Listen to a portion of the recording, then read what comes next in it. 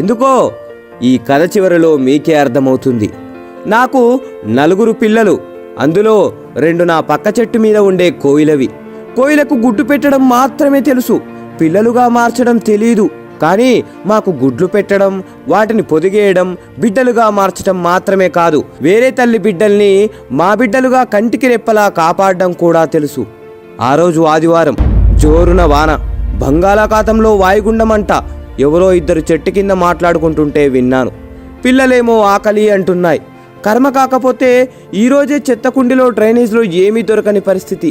ఒక పక్క పిల్లల్ని చూస్తుంటే కడుపు తరుక్కుపోతుంది. మనసుకు దెబ్బ తగిలితే ఓర్చుకోలేని శక్తి మన శరీరానికి ఉండొచ్చేమో కానీ మనం ప్రేమించే వాళ్ళకి దెబ్బ తగిలితే ఓర్చుకునే శక్తి మన మనసుకు ఉండదు కదా. అందుకే వాటి కోసం ఏమైనా తేవడానికి గాల్లోకి ఎగిరాను. ఎదురుగాలికి ఎగరలేక రెక్కలు అలసిపోతున్నాయి. ఆకలి కేకలేస్తున్న పిల్లల పరిస్థితి